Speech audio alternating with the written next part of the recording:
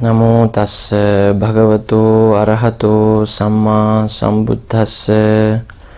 Namo tassa bhagavato arahato samma sambuddhassa. Namo tassa bhagavato arahato samma sambuddhassa. Yassa papang katang kammang kusalena pithiyati. So imang lokang pabhaseti abhamutto vacandimati.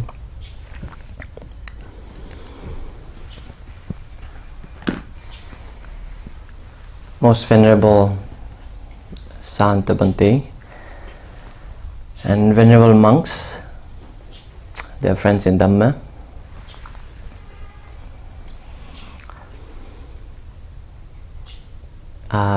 good morning to everyone. I hope you guys had a beautiful morning. And once again, thank you, Bhante, for having me here. It's my pleasure and also honor to come here and share some of the ideas that I have learned and I practice as a monk and also as a household person. Now, it's always easy when you are assigned a topic because we are trained in that way. So when I was a monk, always when you have a topic to talk, it's easier. But when you are free to choose a topic, you have too many options now. You want to talk about so many things and you don't know exactly what to talk about. So it's harder. But I chose this Pali verse from Dhammapada, a popular collection of Buddha's teaching. Yassa papang katang kammang kusalena pithiyati. Very simple meaning of this gatha is if you cultivate wholesome deed, if you engage in wholesome activities from Buddhist point of view, such as meditation, generosity, or practicing good morality, that can sometimes eradicate minor unwholesome consequence of karma. So if you engage in stronger, frequent kusala karma or wholesome deeds, it can eradicate, it can remove or erase some of the minor unwholesome karmas. And people who understand this idea, they shine in this. They shine in life as the moon in this sky. That's the translation. I think you can find better translation than what I said. The point is the karma. That's what I wanted to talk today. Just a little bit. We can continue discussing later or in different talks. So karma is very important teaching in Buddhism. And this time period particularly, I want to relate to the rain retreat, which most venerable monks, I think, observes within this week and next week times, because this is the Asara or the Asala month, the beginning of rain retreat. And when you are living in the States, I don't think you feel how much rain you should be receiving during this time. The meaning of Vasana Kala, the rain retreat, is, the word has it, you should retreat because there's so much rain. I just had a call with my my brother and my mom, and last few days I've been watching news. It's been raining for 7 days non-stop in Nepal and in northern India. And there was a lot of news, flood, some people got killed because it's unexpected fall of rain, and they're still saying there will be more rain.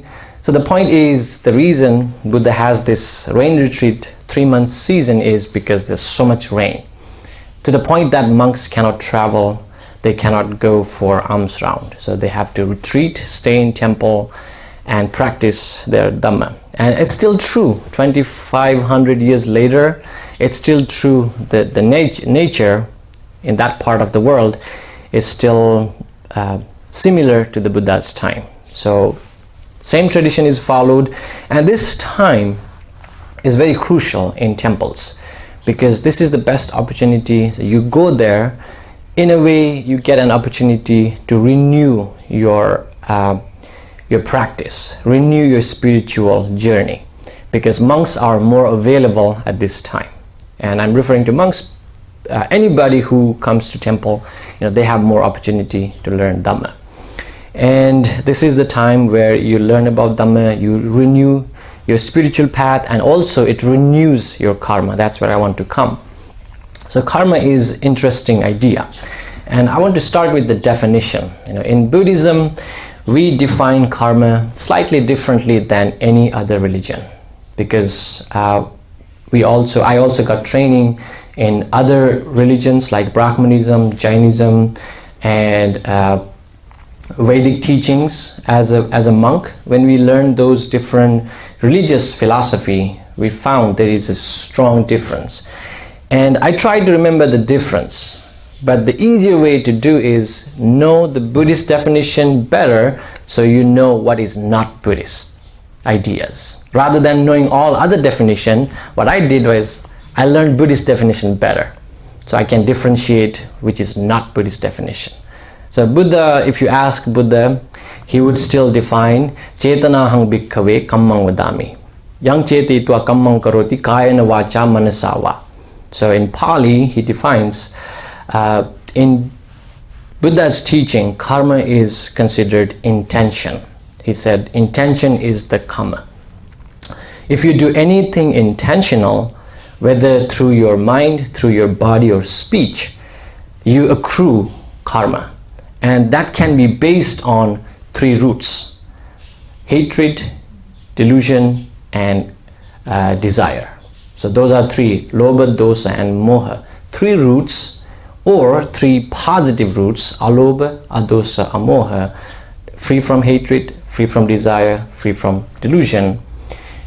When you have these 6 roots, you do anything intentional, you accumulate some form of karma. Now there's a lot of stories to tell, how those karma changes based on how you do, when you do, and how that affects life. So the definition is intentional action is considered karma in Buddhism. In non-Buddhist teaching, they treat any action as karma. But in Buddhism, only intentional, something that you do with purpose, with intention. And that goes back to the Buddha's teaching of Abhidhamma, where they call this Sobhana Chittas. So there are 7 requirements when you do any action, when you have a consciousness. Phassa Vedana, Sanya, Chetana, Jivitindriya, Manasikara, Ekaggata. That's a lot, but to summarize, anytime you do action, there should be the presence of the touch, the contact, the feeling, and the consciousness, the intention. So any consciousness that you do and you engage, there's always this intention present. There's always this contact present. There's always this feeling present. And Jivitindriya, you should be alive, of course. If you do karma, you should be alive. You're a living being. And Manasikara, you're doing with attention. Now that's where I like to connect mindfulness, meditation part. Karma is something that you do with attention. You pay attention and you engage in that action. And Ekaggata, you're intended to do that particular action. So in Buddhist definition, every consciousness has these 7 underlying factors present. And with those intention, you do karma. And this karma can produce different results. And now some people like to think karma as eye for an eye, right? If you give somebody food, you get food. If you hurt somebody, you get hurt. Unfortunately, Buddhist explanation of karma is a little different. It's dynamic. It's not eye for an eye principle. You don't get food because you give food. If you chop someone's hand, it's not that you're going to lose your limb in your next life. That's not how it works. There's a lot of detail in Chulla Kamma Vibhanga and Mahakamma Vibhanga, 2 important teachings on karma. So if you look at these sutta, some ideas, I'll share one. How karma works. In good ways, if you offer monks food, you give food, the consequence of karma, that giving is not direct food. You get ayuvanna sukha bala. So you get good health, you get your beauty, you get longevity, and you get strength, physical and mental strength. The consequences are not exactly the food itself. It's different. And in the negative side, if you cultivate hatred, what happens is you lose fame. If you have a lot of jealousy, the consequence is you are born inferior. And if you hurt others, you will be born with short life. If you steal, you're born with little fortune. So the karma changes a lot, and that's why it's hard to always put in this science tube and measure or test the connection between karma. It's very dynamic, and the other difficult part is karma is trans-past this life. It's not only in this life, it's just not limited to this life. It goes previous life, and also it goes to the next life. That's why from Western point of view, and I've been trained as a scientist because I'm a psychology student. So when I think from research point of view, it's challenging, because in science you always want to have data that's observable. If it is not observable, it's still metaphysical ideas, some ideas that is beyond human observation is not ready to be tested in science lab. And I'm hoping someday we might have a way to test someone's karma. Imagine if you can test someone's karma and measure how much good karma you have. Wouldn't that be freaking out? Like, oh, everybody will know how much good karma I have. But the idea is it's still not there, but it doesn't mean they don't exist. That's another possible fallacy that people fall into. Oh, you can't prove it in science, therefore it doesn't exist. That's the falling for ignorance. We call fallacy to ignorance, right? Appeal to ignorance, because it doesn't mean they don't exist. The karma exists, and we see the action and the result of karma. So in Buddhist idea, karma is very dynamic. You do certain way and you get the result. At the same time, one important point I want to make about this stanza is the Buddha is teaching, he is suggesting, if we have some kind of karma, they are not determined. They are not static. They don't stay the same way. For example, I'll tell one story. This man during the Buddha's time, he was a smart person. He went to school, got bad influence. Because of his bad friends, he got into a lot of trouble. And later on, he was misguided to do lots of murder. He started killing. I'm sure you guys are familiar with Angulimala story. He became a murderer. He killed hundreds of people. And years later, he met the Buddha, he found his path, and he was able to overcome lots of karmic consequences and live a life as a noble one or enlightened one. Now, in his single life, he saw so much change. So is it possible in our life? If that is the case, if it is possible, that means karma is changeable. Karma changes. It does not remain determined. So that's what I want to get to. Karma is changeable. How do you change karma? I don't think we hear this often. That's why I wanted to highlight. We are taught, you have to accept your karma. Of course we do. And that's what Buddha even encouraged. Look at your karma as kamma bandhu, kamma patisarana, kamma yoni. So karma is your relative, karma is your shelter. Whatever you do, good or bad, will follow you. Either it follows like shadow if it is good, chakkango wahato padang, if it is bad, then it follows like a wheel of a cart, right? So it could be either way. But when you think in that point, from that perspective, so how do I change karma? And in one point, Buddha gave these 4 important ideas. You can change karma. There's one thing that karma change is the time. And that's what I know. I feel blessed to be born in this time. And some people complain, this is terrible time, no job, so much competition. Yes, you can complain all day and night. Any time period you're born, you can do that. Imagine you were born 100 years back. Imagine the lifestyle, imagine the life situation. You could have died by flu. There's no medication, there's no proper cure in those times. Now flu is not even a deal. Cancer is not even a deal if you take care of yourself properly.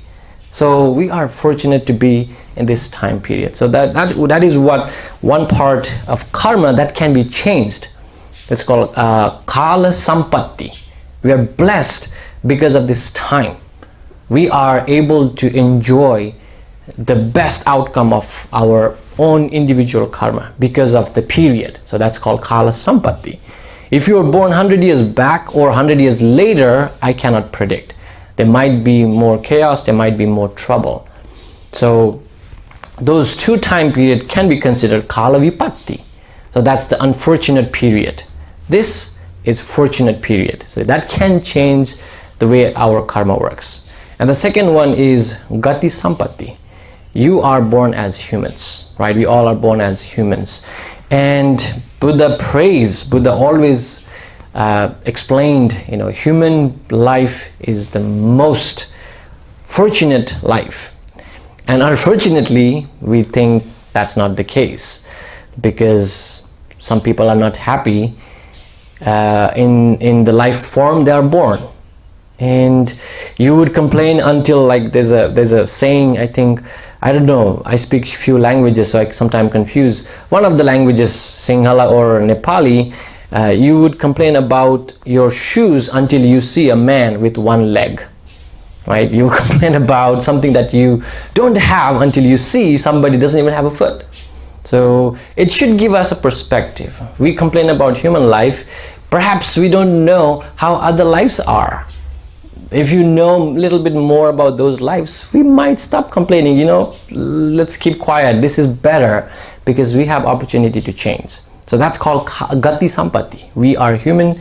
Because of that human form, we are able to change our karma. You're born poor, you're able to change that karma and transform that to a fortunate life. Haven't we seen that? People, those who are not very fortunate, not well off, they manage to get over and get on top of the fortune. Same with the health, same with wealth. So it's possible. And Buddha was born as a normal child and he managed to get to the highest possible enlightenment. So that's human life. That's Gati Sampatti.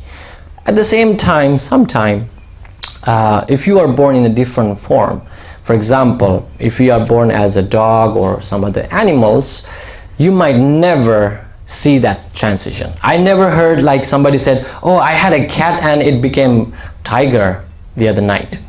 That doesn't happen. But human life, see that transition. You can change the way you are, not the other life forms. So that life form is called Gati Vipatti, as unfortunate state of birth. Us, we are in fortunate state of birth because we are humans. And third one, let's say both of those were fine. And third one is called Upadhi Sampatti. Now we underestimate some ideas, for example, beauty, hygiene.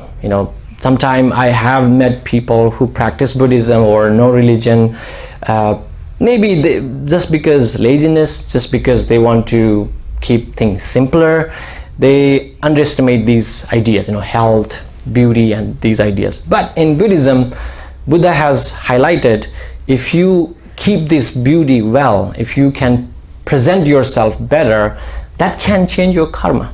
That's called Upadhi Sampatti. Just because you're beautiful, it can change your karma. Can you guys believe that? It happens. And we have seen that in some royal stories, like this American royal, Meghan or Morgan. So she didn't have any royalty in background, but now she's royalty. Why? Could be because her beauty. That changed her status now. And there are other stories in ancient Buddhist time. This one king, a prince, he was supposed to be a king because he was most handsome guy among his siblings. but he has this bad habit of entertaining himself with chicken fight, a rooster fight. So he was always amused by that, and one day he was enjoying, one of the roosters jumped and bit on his face. He became disformed and he lost his royalty, because you can't have a king who has one-eyed or deformed face. So that changed his destiny. That's what we call the karma can be changed based on how you look. And same with the health, same with your presentation. It's very crucial. So karma is not always determined or fixed. It can be changed. The last one, my favorite one, is upadi sampatti, upadi vipatti. I'm sorry, that's the third one. That's upadi is the beauty, having beauty and not having beauty. The last one is payoga sampatti, payoga vipatti. So payoga in Pali means effort. Now, even you are born in a certain status, we don't need to accept that status. We don't need to give in to that status of life, because we can be born in a very different lifestyle. But if you put enough effort, you might be able to lift yourself from that situation. In that case, I see myself. Now, you guys know, Bante said I'm very popular here and I give talks. Yes, that's me now. If you go to my hometown and if you ask them, do you know Sai, like 20 years back, how was he? You wouldn't hear one single good news about me. Oh, he's a troublemaker. Oh, he used to do this. He used to get into fight. He used to get into trouble. He used to, ditch school all the time. He used to get into all these troubles. That's how I was. Now, how did I come here? I think payoga sampatti applied in my life. Some effort. I was not the smartest one in my group. We were together in same level when you were in Sri Lanka. So we had other smart students. They progressed a lot differently. But I have this tendency to start something and complete. Put some effort, because I am not the smartest one, so I put extra effort. That effort changed. When you have a dream, you try to Peradani University. I think Sri Lankans are pretty familiar with that school. I always aspire to go to that school, and I had to put extra effort. I made it there, and I wanted to teach there for at least 1 year. I put some extra effort. I approached that. So the idea is, if you put effort, even you are not assigned by karma, you might be able to change it. That's the idea. But if you give up, if you just give in to life, this is my life, I can't change, maybe that will be your life, and karma didn't change. It's just you didn't use that opportunity. And I see that when I worked in jail in here, San Bernardino, I saw lots of inmates. I worked with about 300 inmates there. And when I worked with them, not many people see life differently. They think that's their life. They're done. They have this certain way of thinking about life, and they already gave up. They think, I can't do anything. I can't change because this is how I am. And I disagree with them. And I try to, tell stories, inspire them, show them different paths. And that's what we are Buddhist. Buddhists believe in impermanence. We believe in change. We believe in possibilities. That's what makes us different than any other religious practitioners. We were not Buddhist born. I was born Hindu. Totally, we have sacrifice in our house, all kind of Buddhist Hindu practices. After I became monk, my family stopped that. They totally transferred themselves. Change happened. I was a very difficult child, became monk, learned some teachings, applied that knowledge. Now I'm a different person. Total change in single life. And that will be the last thing I will share with you guys. In Buddhist only, I cannot assure other other practices, but in Buddhism, in this life, you can achieve those goals. In Buddhist practice, you can achieve enlightenment in this life. You don't need to die. You don't need to be born in the next life to see the consequence of your action. So that's another good thing we call Ditta Dhamma Vedaniya. The result of your action is apparent in this life. And that's why we try to promote these ideas, practicing meditation, practicing different meditation that has to do with, we believe in this change. And what happens in meditation, briefly, I'm trying to connect with what I started with, karma can be changed with these 4 factors. One, the time, if you're born in a certain time, your life form, what realm you're born in, your countenance, your appearance, and the 4th one is your effort. So it's up to you whether you apply them or not to make change in your karma. You will see different results. And if you put that effort, you try to apply those changes, what happens is you're able to eradicate some of the results of minor unwholesome deeds. Now, we have done lots of good and bad deeds. I think we agree on that. We are not pure good doers and a bunch of other people bad doers. I don't think so. We get the results of good and bad karma. And if you think of your life, some people ask, how do I know if I'm getting good result? Well, there are ways you can sense. There are ways we can sense. Sometimes you sense in your physical change, sometimes you sense in your mental change. So this is one story from the Anguttara Nikaya. This guy wanted to, I'll tell in a different way. This guy had a visitor. He is in charge of death. So he came to this man, and the man asked him, who are you? And said, I'm in charge of death. So he was happy. I think here you call Grim Reaper. So this guy met Grim Reaper, and the man asked, okay, so you're Grim Reaper, can you give me a heads up when I'm about supposed to die, so I can prepare myself, plan my death? And the Grim Reaper agreed, yeah, I'll tell you, I'll let you know in my own way. Left.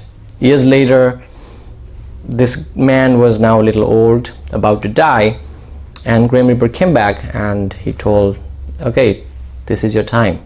Are you ready to go? What do you guys think? The man is ready.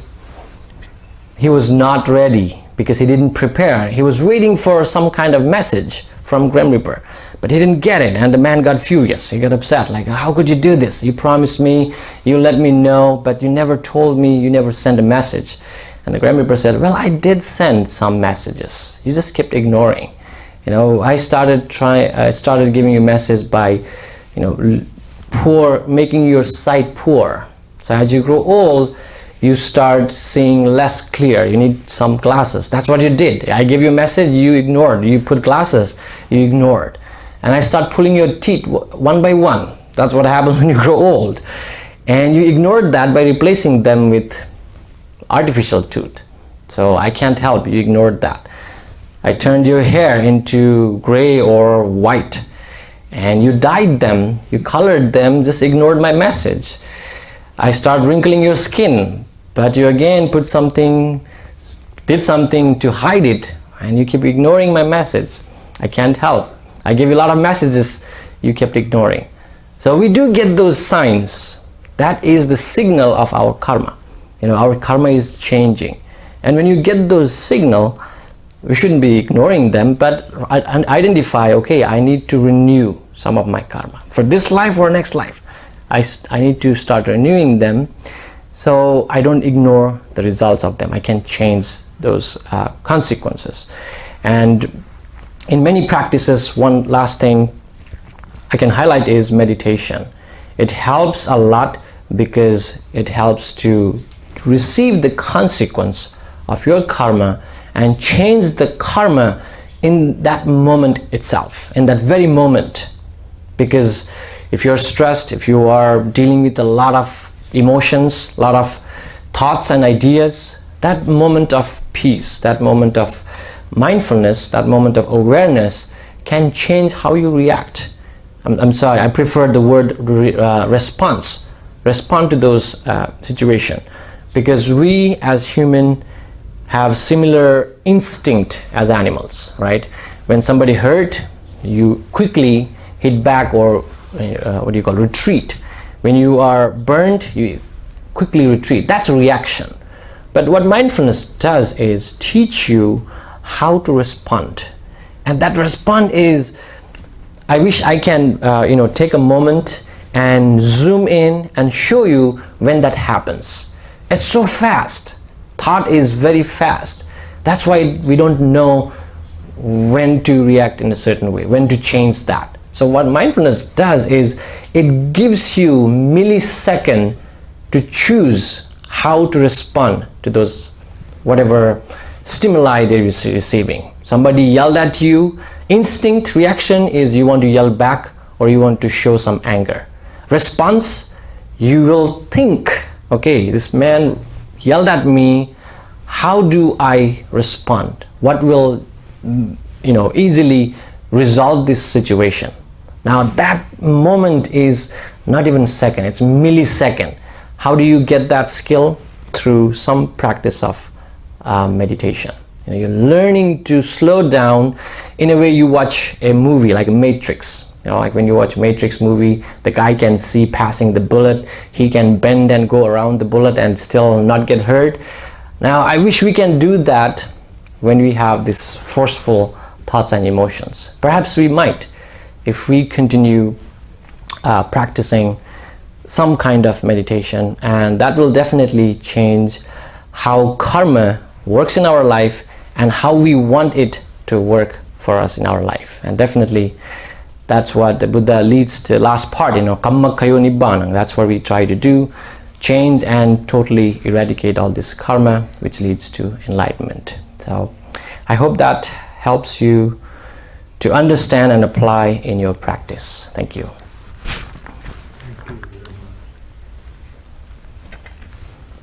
Thank you very much. Do you have any question? Yes, Russell. Oh, no. I think this gentleman. Thank you.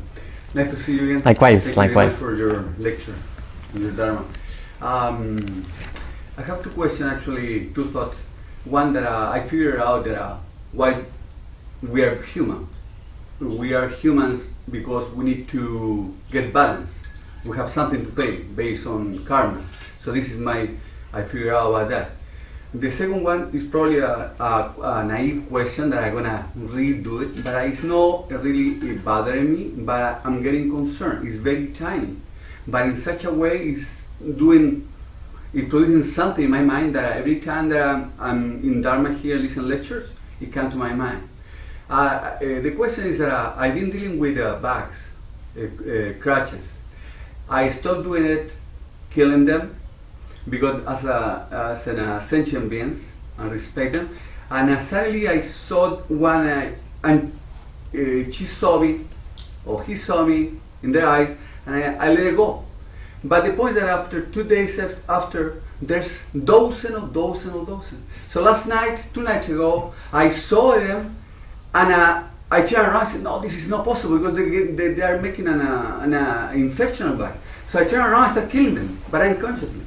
Later on, one big one had under an oven, and I killed it. And later on I left. But later on, now that hours after, I start figuring out what I did, Like particularly now you also mentioned that sentient beings, like a cat, we became like a cat. So we can become like from the Buddhist perspective, we can become a crutches as a back as well, And so my question is, how do you handle when you want a situation like this that you are trying to avoid this, but instead go out, start coming in bigger, images and bigger amounts? How do you handle a situation like that? That could be applied to any other thing, but in this case, in my personal issue, this situation, how I handle it? Well, always tricky question about cleanliness, about those insects and animals versus Buddhist karmic ideas. It's not easy to answer. Just a few comments about humans as we are born. It's not just we want to balance something, it's our aspiration. We wished and we really worked hard to become human. We might not remember because that was life before this. We really wished a lot, we did lots of good deed. to be born as human, because this is the best state you can be born as. It's better than gods, because gods are always indulged in sensual pleasure. Humans, you cannot do that. You have limited time, you have a lot to do, and that's why we are born as human, and that's why Buddha always reminds, don't waste it. So that's one comment. And two, humans are not born as all those creatures. I don't see any teachings that tells you are born as ant and flies.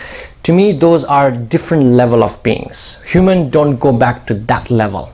It has to do with some evolution, but I've never heard any teachings in Buddha that you will be born as cockroach, you will be born as earthworm. That's very mythical stuff. We are born in certain realm that could be hell, which is similar to human, but there's like all void of happiness. That means always suffering. And you see sometime when you see homeless people here, it's better, but when you go to some countries, even in prison, like that's like hell. It's like constant pain and suffering. So that's human form. It's not every life form. The third one about I think you said cockroach? Cockroaches. That is a very difficult question to answer, but I always try to think of a greater good. Now, you're trying to maintain cleanliness. I know I might sound controversial, because that means you have to kill. Well, if I had to do it, I wouldn't intend to kill, I would intend to clean. I would intend to keep my family, myself free from those infections. Imagine if you were to just like, okay, I'm gonna let them spread and have it in my desk and spread infection in my family. It might kill you, it might kill your hurt your family members. Now, are you gonna die in the name of practicing non-violence? I won't. Sorry, I wouldn't do that. To me, I can do greater good, which is I might clean it out. I will try my best not to kill, not to harm, but if that is the only solution, I might need to take that, because that will protect my family, that will protect my life. That we have to do that. I cannot give you reference for this. This is only thinking from a greater goodness. And sometime I give example in Sri Lanka in 2009. There was, until 2009, for 30 years, there was lots of terrorists, LTTE. We had trouble. We always get out of school, get out of temple with this fear, you don't know when you're going to die, because there was suicide bombers, people killed in bus, people killed on the street. Now this is different level. It's not cockroaches anymore, it's humans. Terrorism, they're spreading more violence and hatred. And monks, I was a monk, so we as monks, we had to go to these camps, army camps, and bless these soldiers. Now, are we promoting violence? We were monks. We were supposed to be the embodiment of non-violence, but we were going to armies, these camps, and we blessed them. We told them, may you be safe, may you be healthy. What are they doing? They're killing other humans. But we had to bless these guys because they were protecting the country. They were protecting the country, they were protecting the innocent ones. Now, monks had good feeling for them. We never went to LTT. We never went to terrorists and told them, may you be blessed and happy, because they were spreading more hatred and violence. In that case, you have to choose. In that case, monks may be promoting violence, but they saw a greater goodness. They wanted to preserve peace. In that situation, sometimes you have to make difficult choices. So that's how I see. It's a little tricky. No. Thank you. Yes. Yeah, thank you. Your lectures are so thoughtful. It's like taking 1 year college course in 1 hour. It's amazing. I had a question. A lot of time we're confronted. We see natural disasters or epidemics or whatever, and where it involves lots of people, a large population, tragedy, a lot of people hurt or dying. So, I mean, how would you say it? Is there any natural law that is not governed necessarily by karma? Because when you have many, innocent people or they did not intentionally Yeah. disaster, then how I was wondering how to understand or interpret those. Yeah, I think that's a part that I extrapolate this karma idea from. So from Buddhist point of view, we have 5 governing laws, and karma is only one of those 5. So there are 5: Uttu, Bija, Kamma, Dhamma, and Chitta. So Uttu means the climate, the weather. It's not governed by karma. It is hot here, sorry guys, it's not your karma. It's just California. It's just hot here. You know? And in certain parts, you go to, I don't know, these days in Australia it's winter. It's not their karma, it's just the nature of law. So that's law of nature.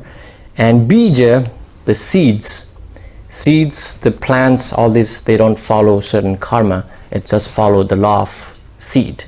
And Chitta, the nature of mind, you know, how it functions. Chitta is a very complicated idea. It works so fast. It doesn't need to be governed by karma, but it does involve some karmic connection.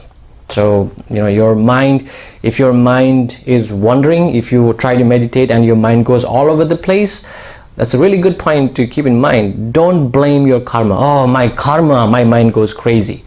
It's just the nature of mind. It's just untrained mind has that tendency to wander. That nothing to do with karma. So that's third law of consciousness. And Dhamma, some natural disaster, that's what you're talking, you know, rain in Nepal these days, and North India, flood. You can't blame whole Nepal, you know, you guys are so bad, that's why you have this natural disaster. I was, you know, I had to argue a little bit when there was 2015, there was earthquake, 7.8 magnitude earthquake, thousands of people died, and simultaneously in one part of Nepal, they were sacrificing lots of buffaloes. So people were connecting, oh, you sacrificed thousands of buffaloes, therefore your country is having this earthquake. And that's a lousy connection. I don't see any logical connection. They are not even the same people. If part of country did that, why would you punish the whole nation, right? It should be only those people shaking crazy, not the rest of the country. So that has to do with law of Dhamma. That means certain natural disaster, not only disaster, the fortune, right? You know, we have gold diamond in Africa and lots of minerals in certain part of the world. It has nothing to do with people who live there. It's just the nature of that law of that nature. So those 5, weather, the climate, Uttu, Bija, the seed, and Chitta, consciousness, Dhamma, the nature itself, and the Kamma. The 5th one is karma. So whatever happens around us is 20% karma, 80% not karma. Yeah. Yes, sir. Hi. Hopefully I can articulate the question. So I was a first responder on September 11th at Ground Zero. Okay. And I've lived in Jerusalem. Okay. Off and on, quite often I go, and I spend many months there. Mm-hmm. And I've been there during suicide bombings, during war. And so I lost 6 friends on September 11th. Okay. And as you articulated, when you were in school, you were fearful of terrorist attacks. Yeah, I think Upagupta Bante, Winnie the Bante, we were in the same time period. Oh. It was very, scary time, yeah. Very scary. Yeah. So the question I have for you is okay, 2 questions. Number 1, this has to be some sort of karmic reaction for me, that I would be born in this time, that I would be born as a New Yorker, that I would be born and be at Ground Zero, and that I would also have this connection to living in Jerusalem. It seemed, though I haven't really thought of it in these terms, but like I'm putting it together right now, and I'm like, I was meant to experience this degree of violence. I see. And is why? Well, like, what would Buddha say to that? Why? So many people experience so much peace in their lives as a consequence of their karma. In my experience, these experiences, because obviously it seems to me that there has to be a causal relationship between my past behaviors and my finding myself encumbered by this. And the second question is how do you exercise equanimity and forgiveness and compassion in the face of this abysmal behavior? Which is not to say that, you know, me living in Jerusalem, me living in Israel, we play a role in it. You know, we deserve what we get sometimes because we're far from perfect. We're violent also. It's cause and effect. But how do I move forward? Because I want peace with my enemies. I want to forgive them. I don't want to continue the cycle of discord and war and avarice and our children killing each other. And 20 years from now, you know, we're still in the same situation. So how can I be a proponent? How can Buddhism inform me to be a proponent? Sorry if that was... No, that's fine. I'll try to remember your question. So the first part was, I think, what's your name, sir? Russell. Russell's question, you know, how these natural disaster and what happens around the world has to do with our karma. It's just 20%. So what you experience and what we as, you know, monks experienced, I wouldn't attribute that all to my karma. You know, I saw lots of, you know, manslaughter, lots of disaster. I was like 200 meters away from tsunami spot. I was in Sri Lanka 2004. I was giving a small Dhamma Talk 2004, and people running on the street because boat was floating on the street now. The tsunami hit, and I wouldn't connect that to my karma. That's what I was trying to tell. You know, we are born in certain time. It's not up to us. It has to do with some natural laws. So you were in the New York, did that 9/11 incidents, and you said you witnessed some, bomb violence in Jerusalem. I wouldn't attribute that, you know, why my karma attracted those incidents. It just happened to be there. You know, if not there, then maybe some other place. And as Buddhist, I like to be a little optimistic. You know, you survived all of those. Now, I wouldn't hold on to those incidents, you know, why I was exposed to those versus, oh, I survived that. So I might have a better purpose in my life. That's why 6 of my friends died and not me. Because I survived that bomb blasting. We would go to Kandy, so I was in Colombo. I have to take bus to Kandy. That's like 100 kilometer, 60 miles distance. And that distance is like full of bombs. You don't know when it's gonna blow up. And I survived. And if I were to worry, you know, why me? Why I had to face that fear versus I survived. You know, I didn't die. So it gave me better purpose. I managed to survive that. So that could be, you know, to overcome that constant questioning, you know, why me versus, you know, I can, perhaps your karma that's true. Your karma is so strong enough, it protected you, it gave you life, you're still alive, 2019, right? You're still alive, you're doing these kind of spiritual practice as well. So there must be some bigger reason. There must be some bigger goodness that you have to contribute to. I would see from that point of view.